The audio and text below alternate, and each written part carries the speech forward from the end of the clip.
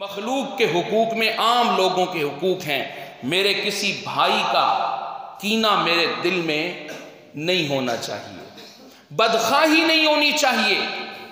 وہ کسی نے کہا تھا جے دل پڑے جاندے تے سارے پھڑے جاندے. یقین جانیے یہ بالکل ٹھیک ہے.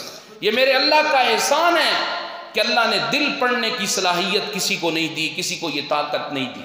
آج ہم ظاہراً مل رہے ہیں، ادب و احترام کر رہے ہیں، جھک رہے ہیں، دل کے اندر کینہ ہے، دل کے اندر بغض ہے، دل کے اندر بدخواہی ہے، دوسرے کے نقصان کی چاہت ہے، نفرت ہے.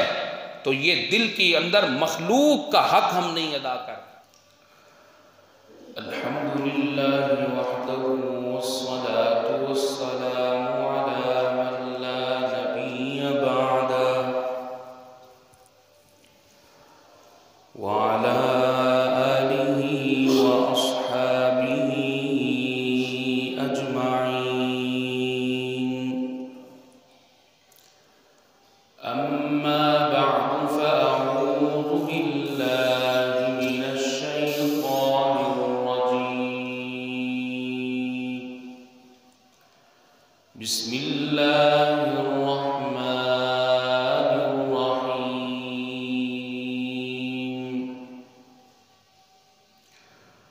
یوم لا ينفع مال ولا بنون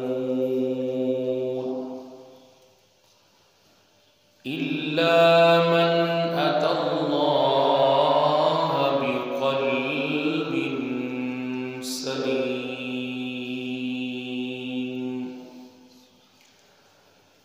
سبحان ربك رب العزة عما يصفون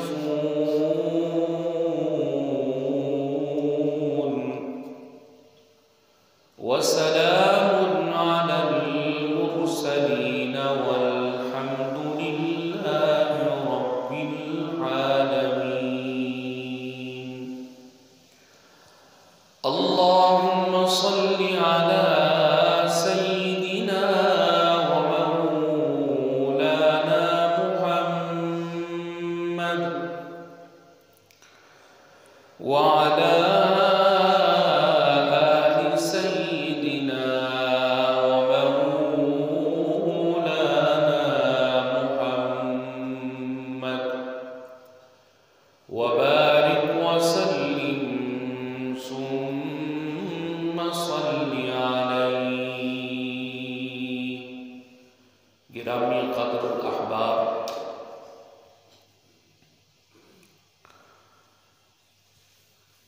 اللہ رب العزت نے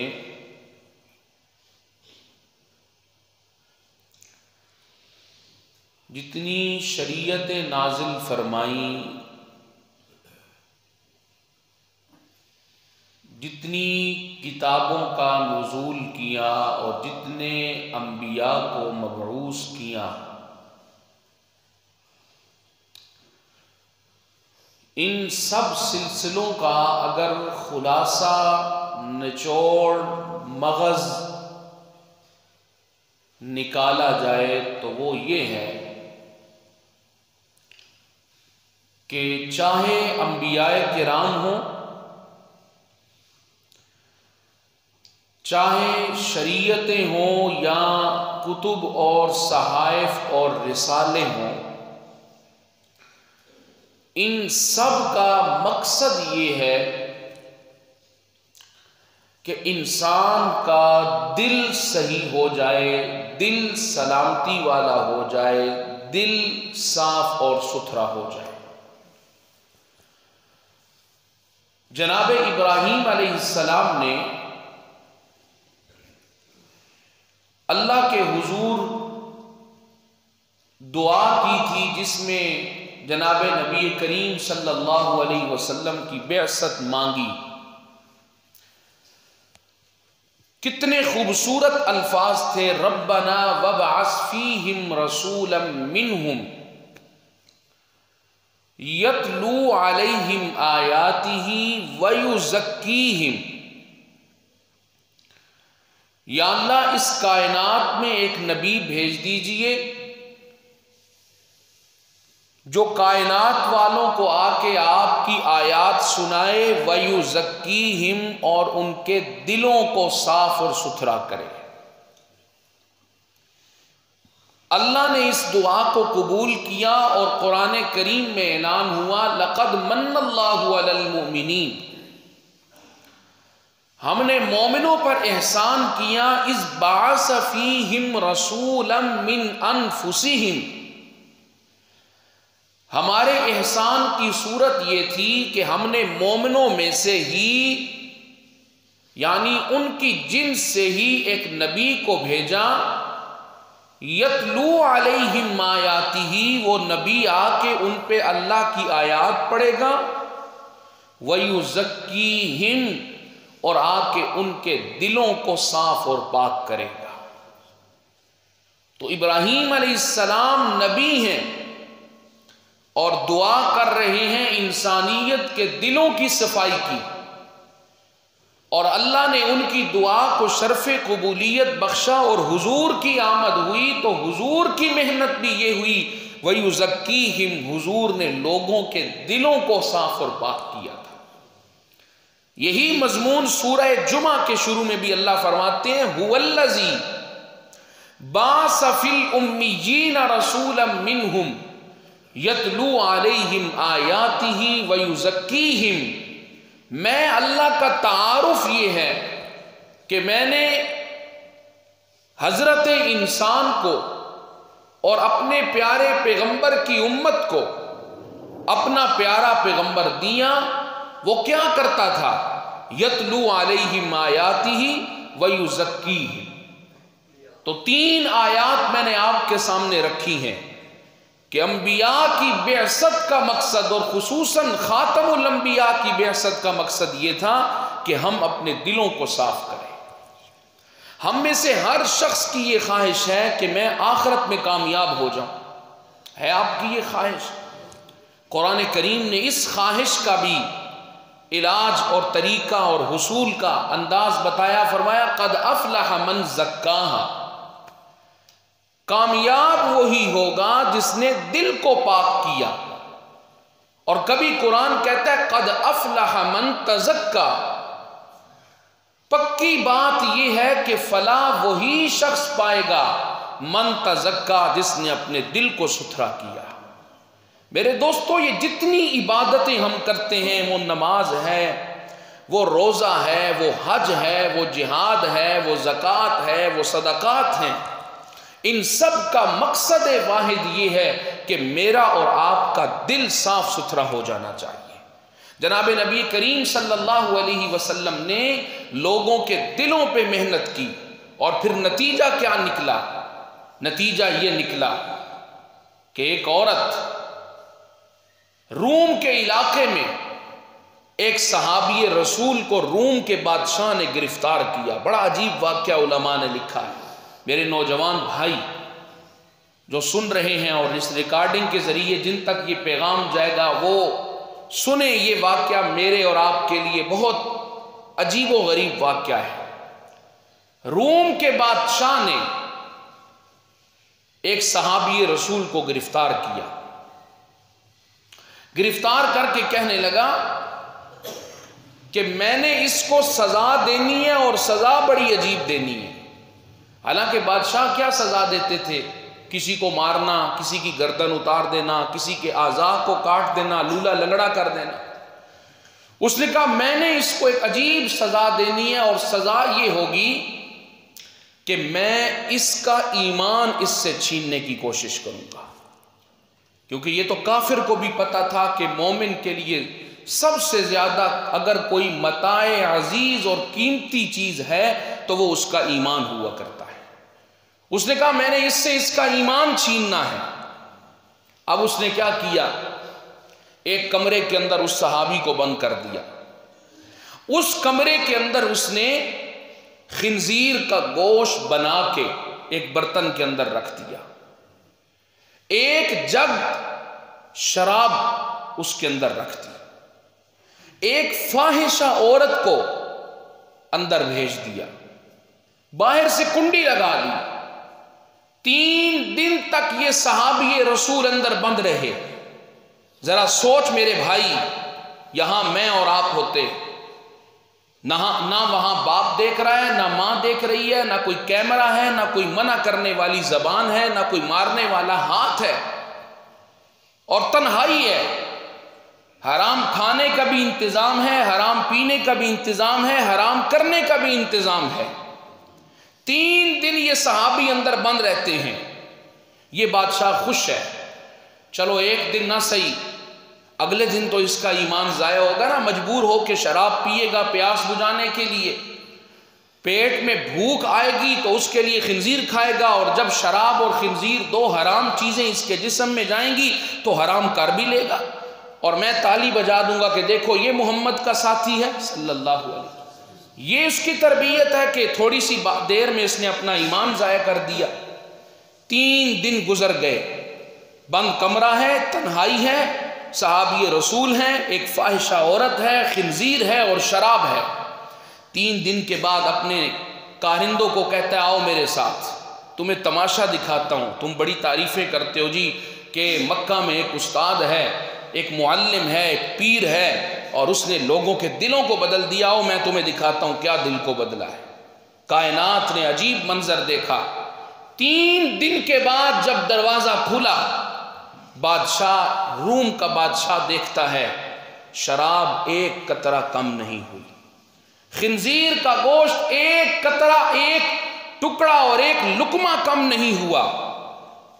اور تیسرا منظر تو عجیب تھا، وہ فاحشہ عورت کھڑی ہو گئی، کہتی ہے شاہ روم، تیری بات مان کے میں نے کئی لوگوں کی راتیں خوبصورت بنانے کی کوشش کی ہے، میں نے محتاط لفظ بولے، میری مائیں بہنیں بھی تشریف رکھتی ہیں، تیری بات مان کے میں نے تیرے کئی دوستوں کو خوش کیا تھا۔ جملے سنیے گا اور وزن کیجئے گا جملوں کا۔ وہ عورت کہنے لگی ہے شاہ روم، انک بعثتنی الی حجر لا یسمع ولا ینظر، تو نے تو مجھے کہا تھا کہ ایک آدمی کا ایمان چھیننا ہے تو نے، لیکن میں سمجھتی ہوں تو نے مجھے کسی انسان کے ساتھ کمرے میں بند نہیں کیا، مجھے تو نے کسی پتھر کے ساتھ کمرے میں باندھ دیا تھا۔ 3 دن محمد کے اس یار نے ایک نگاہ اٹھا کے مجھے دیکھنا بھی پسند نہیں کیا۔ یہ ہے دل کی صفائی میرے دوستو، یہ صفائی کی تھی حضور اکرم صلی اللہ علیہ وسلم نے لوگوں کی۔ آج ہم ایمان کا دم بھرتے ہیں، قرآن سن رہے ہیں، تراویح پڑھ رہے ہیں، لیکن کیا ہے میرا نوجوان بھائی ناراض نہ ہوگا، آج ایک حسین چہرے کے پیچھے آ کے ہم اپنے ایمان سے ہاتھ دھو بیٹھتے ہیں۔ آج 1 روپیہ نفع کمانے کے لیے ایمان کا سودا ہو رہا ہے۔ آج ایک جنسی بات کرنے کے لیے ہماری تنہائی گندی ہو چکی ہے، غلیظ ہو چکی ہے۔ کیوں؟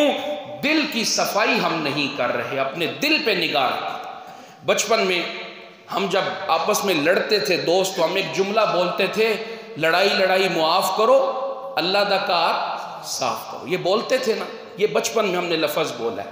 میں اکثر اپنے بیانات میں کہا کرتا ہوں یہ بڑا معرفت کا جملہ تھا جو ہم نے بچپن میں بولا تھا۔ افسوس بچپن میں ہم نے بولا تھا اور جوانی میں ہم نے اس کو بولا دیا ہے۔ اگر مجھے یقین ہو کہ یہ اللہ کا گھر ہے تو پھر اس میں کسی نامحرم کی محبت نہیں آ سکتی۔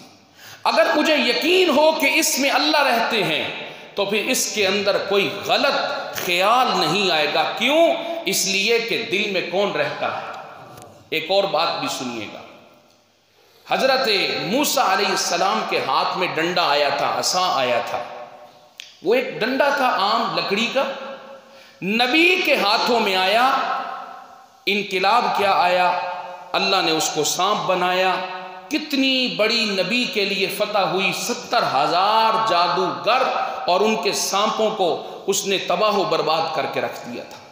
اس آیت کے تحت میرے محبوب مفسر ہیں امام رازی رحمہ اللہ، ان کی تفسیر کبیر ہے۔ امام رازی بڑا جھنجھوڑتے ہیں، فرماتے ہیں وہ ڈنڈا ایک نبی کے ہاتھ میں آیا تھوڑی دیر کے لیے، اس نے اپنے آپ کی اصلاح یوں کی کہ سانپ بن کے اس نے باطل کے پرخچے اڑا کے رکھ دیے تھے، اور اے بندہ مومن تیرا دل تو اللہ کی 2 انگلیوں کے درمیان ہے، تیرا دل کیوں نہیں تبدیل ہو رہا؟ اللہ کی 2 انگلیوں کے درمیان ہے تیرا دل، تبدیلی نہیں آ رہی اس میں۔ نماز پڑھ رہے ہیں، غلط محبت بھی اس میں، نماز پڑھ رہے ہیں، گناہوں کے خیالات بھی اس میں ہیں۔ میرے دوستو اپنے دلوں کو صاف کریں، ان کی طہارت کا اہتمام کریں۔ یہاں پہ ایک بات اور بھی سنیے گا، دل کے 3 حق ہیں، دل کے بولیے میرے ساتھ 3 حق ہیں دل کے۔ دل کا پہلا حق یہ ہے کہ اس کو خالق کا حق پورا کروا دیا جائے۔ اس دل پہ پہلا حق کس کا ہے؟ مجھے بتائیے، دل 2 ہیں یا ایک؟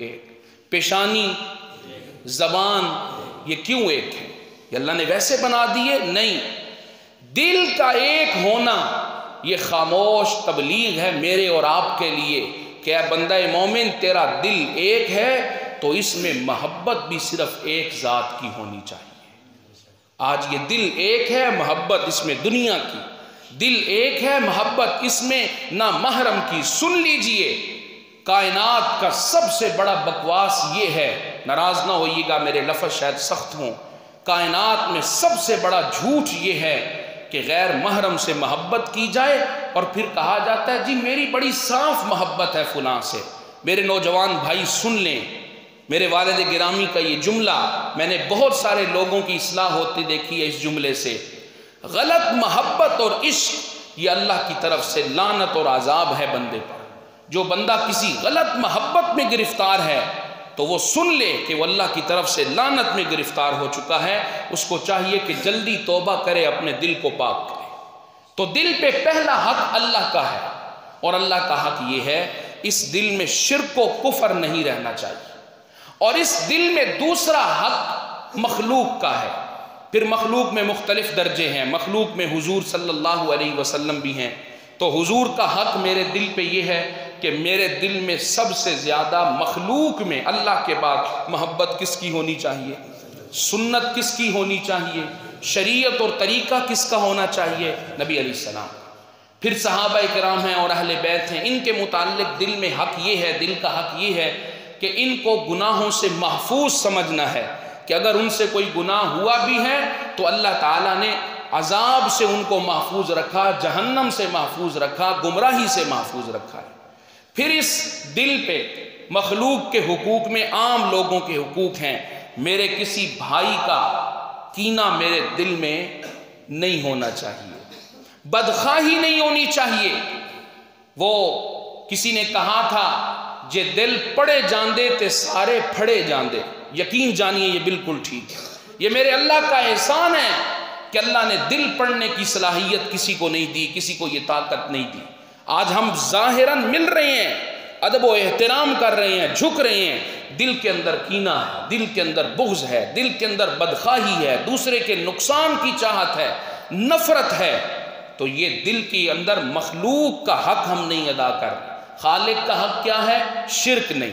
مخلوق میں سے حضور کا حق یہ ہے سنت ہو، بدعت نہیں، اور عام مخلوق کا حق یہ ہے دلوں کو صاف کرو، دلوں کو پاک کرو کسی کے متعلق۔ اسی لیے مسئلہ سنیے، اگر زندگی میں کسی دور میں آپ کسی بندے کی غیبت کرتے رہے ہیں، نادانی میں ہوتی رہی ہے غیبت، الغیبت اشد من الزنا، یہ حدیث اگرچہ اس پہ اعتراض ہے علماء و محدثین کا کہ یہ حدیث ٹھیک نہیں، لیکن بہرحال ہی دیگر احادیث کو دیکھا جائے تو غیبت بہت بڑا گناہ ہے۔ مسئلہ سمجھیے، اگر آپ نے زندگی میں کسی کی غیبت کی ہے، اب اللہ نے توبہ کی توفیق دے دی، تو اس کو جا کے بتائیں کہ بھائی زندگی میں تیرے حقوق میں کچھ کمی کرتا رہا ہوں، اب درخواست کر رہا ہوں کہ مجھے معاف کر دو۔ اور اگر آپ یہ جذبہ نہیں رکھتے، یہ ہمت نہیں ہو رہی کہ کسی کو جا کے کہیں، پھر کم از کم اس کی طرف سے استغفار کریں اور اس کی طرف سے صدقہ دے دیا کریں، ورنہ یہ گناہ معاف نہیں ہوگا۔ اپنے دل کو مخلوق کے بارے میں۔ اور تیسرا حق سنیے گا، دل پہ کس کا حق ہے؟ پہلا خالق کا، بولیے کس کا؟ دوسرا مخلوق کا، تیسرا کس کا ہے؟ میرا اپنا حق ہے میرے دل پہ، آپ کا اپنا حق ہے اپنے دل پہ، اور وہ یہ ہے کہ اس دل میں گناہ کا خیال نہیں آنا چاہیے۔ یاد رکھیے روزے کی 3 قسمیں ہیں، ہم سب روزے سے بیٹھے ہیں الحمدللہ، اللہ قبول فرمائے، اللہ یہ سعادت ہمیں ہر رمضان میں دیں، جب تک زندہ ہیں کوئی روزہ میرا اور آپ کا نہیں چھوٹنا چاہیے، آمین تو کہہ دیں۔ لیکن روزے کا ایک عام حق ہے، عام لوگوں کا روزہ یہ ہے کھانے پینے اور نفسانی خواہش کو پورا کرنے سے رک جائیں، یہ عام لوگوں کا روزہ ہے۔ خاص لوگوں کا روزہ یہ ہوتا ہے گناہ سے رک جائیں، اللہ تعالی ہمیں یہ روزہ عطا فرماتا ہے۔ اور بالکل ہائی درجے کا روزہ، اخص الخواص کا روزہ یہ ہے کھانے پینے سے بھی رکنا ہے، گناہ سے بھی رکنا ہے، اور گناہ والی سوچ سے بھی رکنا ہے۔ میرے دوستو یہ سب سے اعلیٰ درجہ ہے۔ تو دل پہ میرا اپنا حق یہ ہے، اس دل میں گناہ کا خیال نہیں آنا چاہیے۔ میں اکثر ایک بات عرض کیا کرتا ہوں اپنے دوستوں سے، ایک میری وہ زندگی ہے جو آپ لوگوں کے سامنے ہے، ایک آپ لوگوں کی وہ زندگی ہے جو میرے سامنے ہے۔ خدا کی قسم ہماری حقیقت یہ نہیں ہے جو ہم ایک دوسرے کو دیکھ رہے ہیں، اس میں تو ہم نے وہ دھکے سے اپنی پارسائی ظاہر کرنی ہے، میں بڑا نیک ہوں جی، میں بڑا عالم ہوں، میں بڑا حاجی ہوں، میں بڑا نمازی ہوں۔ یہ میری اور آپ کی حقیقت نہیں ہے۔ میری اور آپ کی حقیقت ہے وہ وقت جب تنہائی ہوتی ہے، ماں نہیں دیکھ رہی ہوتی، باپ نہیں دیکھ رہا ہوتا، اگر کوئی بیوی بچوں والا ہے تو بیوی بچے نہیں دیکھ رہے، دوست نہیں دیکھ رہے، اس وقت میرے اور آپ کے خیالات میں جو چیز آتی ہے اصل حقیقت وہی ہو۔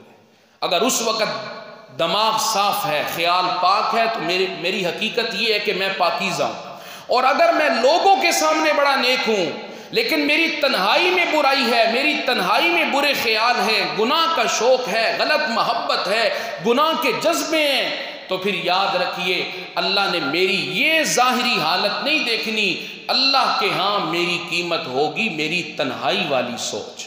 اس بات کو ذہن میں بٹھائیے، ہماری اصل حقیقت یہ ہے یا تنہائی ہے؟ بولیے تنہائی ہے۔ بالکل آخری بات عرض کرتا ہوں پھر بات ختم کرتے ہیں۔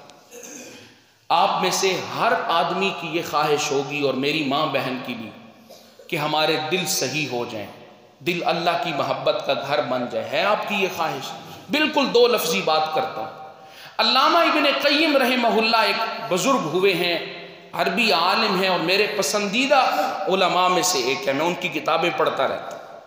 علامہ ابن قیم لکھتے ہیں کہ جس آدمی کی خواہش ہو کہ میرا دل پاک ہو جائے، دل درست ہو جائے، دل بیماریوں سے پاک ہو جائے، وہ صرف دو کام کرے، اللہ اس کے دل کو اپنی محبت کا گھر بنا دیں گے اور اس کا دل اللہ کی محبت کا آئینہ بن جایا کرتا ہے۔ پہلا کام یہ کرنا ہے کہ دنیا کی ساری محبتوں سے اللہ کی محبت کو مقدم رکھنا ہے۔ اور اگر کبھی دنیا میں یہ موقع آ جائے کہ ایک طرف مخلوق کی محبت اور ایک طرف خالق کی محبت اور آپ امتحان میں پھنس چکے ہیں، کس کو ترجیح دوں؟ اگر آپ نے ایسے موقع پر اللہ کی محبت کو ترجیح دی تو امام حضرت ابن قیم رحمہ اللہ کہتے ہیں مبارک ہو کہ آپ کا دل صاف ہو چکا ہے۔ ایک طرف ہے برادری کے رسم و رواج، ایک طرف ہے علاقے کا رسم و رواج اور طور طریقہ، ایک طرف ہے اللہ کی بات قرآن و حدیث کے ذریعے سے جو آپ کو مل چکی ہے۔ آپ نے ان میں سے اگر برادری کو ترجیح دے دی، مخلوق کو ترجیح دے دی، بیوی کو ترجیح دے دی، دوست اور بیوی بچوں کو ترجیح دے دی، ناراض نہ ہوئیے گا، آپ کا دل نہیں صحیح ہو سکتا۔ اور اگر آپ کہیں مرضی مولا از ہما اولا، کوئی ناراض ہوتا ہے ہو جائے، میرا رب مجھ سے راضی ہو، اللہ کی محبت کو ترجیح دیں تو آپ کا دل درست ہو رہا ہے، آپ کو مبارک قبول کرنی چاہیے۔ اور دوسری چیز اگر دل کی اصلاح کرنی ہے، امام راضی رحمہ اللہ لکھتے ہیں اللہ کے اوامر سمجھتے ہیں، اللہ نے جو حکم دی ہیں، اللہ نے جو قرآن میں کہا یہ بھی کرو، یہ کرو، یہ کرو، اللہ کے اوامر اور اللہ کے نواہی جن سے اللہ نے روکا ہے، ان دو کی تعظیم اپنے دل میں لے آؤ۔ دکان چل رہی ہے، گاہک موجود ہے، لیکن نماز کا وقت آئے تو میرا بھائی کہے اور میں کہوں یار کچھ بھی ہو جائے میں نے پہلے نماز پڑھنی ہے کیونکہ میرے رب نے مجھے نماز کا حکم دیا ہے، یہ آپ نے اللہ کے حکم کی تعظیم کی ہے۔ خوبصورت چہرہ سامنے آ گیا، کوئی روکنے والا نہیں، آپ نے اپنی نظر کو جھکا لیا۔ ایک شاعر نے کہا تھا اختر اللہ کا وہی منظور نظر ہوتا ہے، دنیا میں حسینوں کا جو ناظر نہیں ہوتا۔ آپ نے اپنی نظر جھکا لی، یہ آپ نے اللہ کے منع کردہ کام کی تعظیم کی ہے۔ تو امام ابن قیم لکھتے ہیں جو اپنے دل میں اللہ کی محبت لے آئے اور اللہ کے اوامر اور نواہی کی تعظیم کرنا سیکھ جائے، یہ دو کام جو بندہ کرے گا اللہ اس کے دل کو گندگی، غلاظت، کفر، شرک اور ہر طرح کی برائی سے پاک کر کے اپنے اور اپنے حبیب کی محبت کا گھر بنا دیں گے۔ اور یہ دل وہی ہے جس کو قرآن کہتا ہے تیرے مرنے کی دیر ہے، اللہ عرش پہ بیٹھ کے آواز دیتے ہیں یا ایتھا النفس المطمئنہ ارجعی الی ربک راضیۃ مرضیہ، اے پیارے دل والے بندے جلدی آ، تو اپنے رب سے ملنے کے لیے بےتاب ہے اور رب تیرا استقبال کرنے کے لیے بہت خوش ہے۔ ایسے دل والے لوگوں کے لیے خوشخبری ہے، اللہ تعالیٰ یہ سعادت عطا فرمائے۔ وما علینا الا البلاغ۔